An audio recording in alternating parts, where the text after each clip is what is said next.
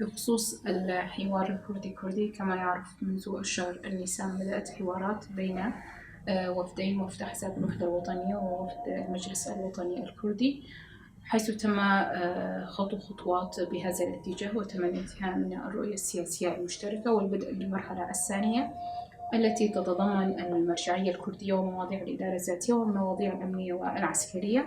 بخصوص المرحلة الثانية تم الانتهاء من بعض الأمور التي تخص المرجعية الكردية العليا فيما يخص اسمها ومهامها، بالإضافة إلى موضوع الإدارة الذاتية الذي كان قيد النقاش، وتم عقد عدة اجتماعات بهذا الخصوص والتوصل إلى بعض النقاط المشتركة بين الطرفين. ولكن هناك موضوع آلية انضمام المجلس الوطني الكردي إلى الإدارة الذاتية ما زال قيد النقاش بين الوفدين، حيث نحن نعرف أن الإدارة الذاتية تشكلت منذ 2014 وبطريقة انتخابات ديمقراطية من قبل الشعب، ولكن آلية انضمام المجلس الوطني إلى الإدارة الذاتية يجب أن لا تتعارض مع الإدارة الذاتية أو أن لا يؤثر سلبا.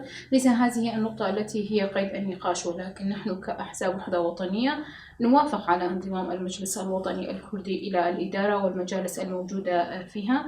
ولكن هناك نقطة هي الخلاف، حيث أن وفد المجلس الوطني الكردي يصر على المشاركة في الإدارة الذاتية بشكل مناصف في كافة المقاعد التي تخص الشعب الكردي، وليس فقط مقاعد أحزاب الوحدة الوطنية الكردية. وهذه هي النقطة الخلافية بين الوفدين، حيث نعلم أنه في حال تم تطبيق المناصفة فهذه الإدارة سوف تتأثر سلبا، حيث أنه في حال تم مشاركة مناصفية بشكل مناصف للمجلس الوطني الكردي في كافة المقاعد الإدارة الذاتية سوف يؤثر سلبا. فهناك العديد من الأشخاص التي تم انتخابهم ويعملون في أماكنهم منذ عدة سنوات لهذه النقطة التي هي قيد الخلاف ولم يتم الانتهاء بعضها.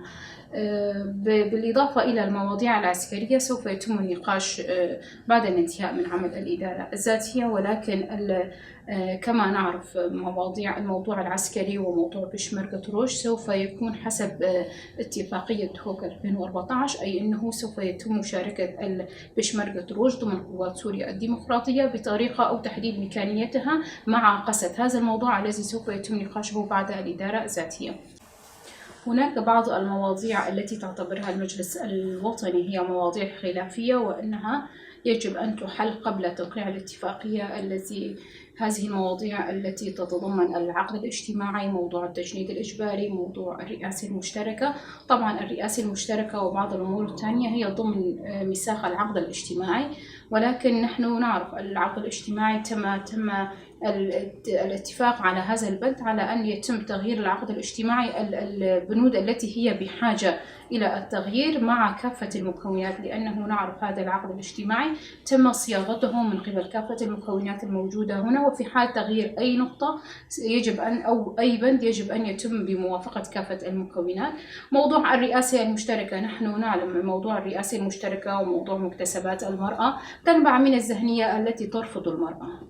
نحن نعرف أحد مقاييس الديمقراطية هي مشاركة المرأة في نظام الرئاسة المشتركة وفي العملية السياسية وفي كافة القرارات، ونحن نعرف في ثورة روج آفا كيف كانت المرأة القيادية والريادية لهذه الثورة. لذلك رفضهم لنظام الرئاسة المشتركة أو للمكتسبات المحققة للمرأة تنبع من نفس الذهنية، ونحن منذ سنوات نناضل ضد هذه الذهنية التي لا تقبل المرأة أو التي لا تقبل وجود مرأة في مراكز القرار. لذا رفضهم يأتي تنبع من هذه الذهنية، ويجب أن نناضل في سبيل تحقيق أو الحفاظ على هذه المكتسبات المحققة خلال هذه السنوات.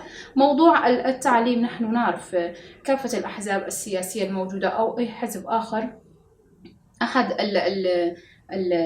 الأهداف الاستراتيجية لكل حزب سياسي كردي كان هو التدريس بلغة الأم والحصول على الحقوق الثقافية.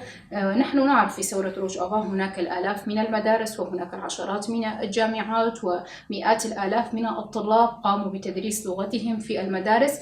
فنحن اليوم في روجافاي كردستان قمنا بثورة ضد مفاهيم نظام البعث. من غير الجائر أن نقوم بعد 10 سنوات من الثورة الثقافة وتحقيق وتأسيس كافة المدارس ومئات الآلاف من الطلاب، أن نقوم بتدريس مناهج النظام، تاريخ النظام، جغرافية النظام.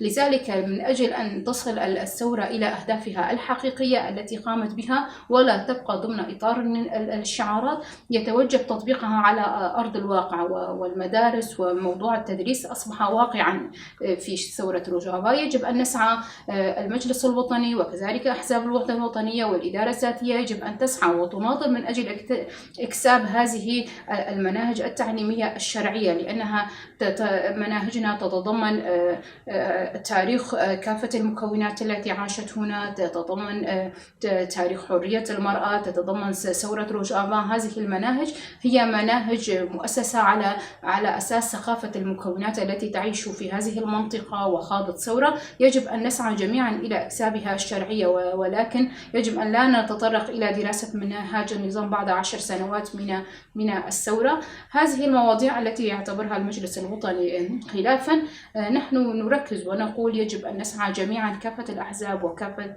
الإدارة الذاتية يجب أن تسعى من أجل إكساب هذه المناهج الشرعية الدولية.